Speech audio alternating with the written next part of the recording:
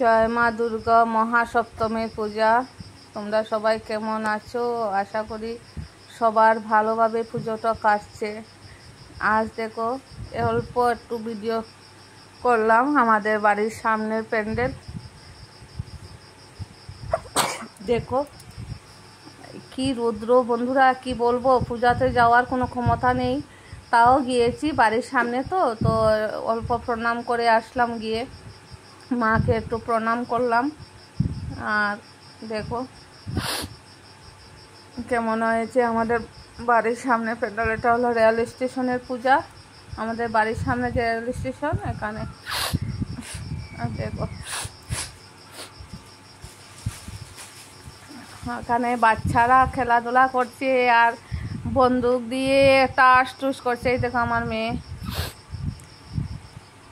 বাচ্চারা সব কিছু আনন্দ, ওদের হলো বন্দুক এইগুলা নিয়ে আনন্দ ফুর্তি।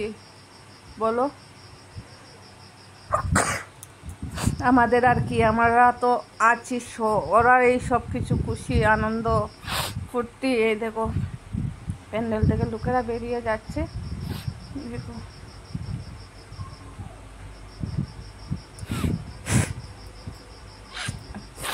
আমাদের প্যান্ডেলটা কেমন হয়েছে বলবে। অন্য বছর অনেক সুন্দর হয়, এবার তো আমাদের ওখানে সবার মন মেজাজ ভালো নয়, যে আমাদের আসামের জুবিন দাদা চলে গিয়েছে, এই জন্য সবারই মনটা অনেকই খারাপ। তাও সবাই অল্প অল্প করে, অত বেশি আয়োজন করেনি। সবারই আমাদের আসামে প্রত্যেকটা প্যান্ডেলেরই পূজা এরকম হচ্ছে, কারোর মন ভালো নেই। এত বড় সিঙ্গার আমাদেরকে ছেড়ে চলে গেছে, তার জন্য। এই দেখো জুবিনদার ফটো লাগানো হয়েছে এখানে।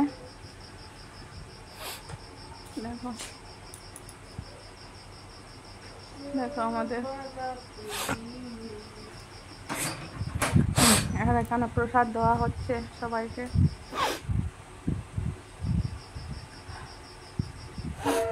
আমাদের আসামের পূজাটা এবার একদম মরা মরা পূজা হচ্ছে, কারণ দেখো আমার মেয়ে এখানে ফটো উঠছে। কারণ হলো আমাদের আসামের মন মেজাজটা খুবই খারাপ, এই জন্য। তোমরা তো জানো কি জানো না সেটা আমি জানি না। আমাদের আসামের অনেক বড়, আসামে না পুরো ভারতে বসে অনেক বড় সিঙ্গার জুবিনদা চলে যাওয়ার জন্য অনেকেই সবার মন কিছু ভালো নেই।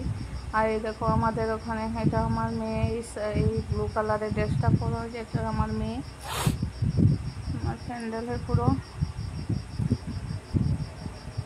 যদি তোমাদের ভিডিওটা ভালো লাগে লাইক শেয়ার কমেন্ট করতে ভুলো না। Tata bye.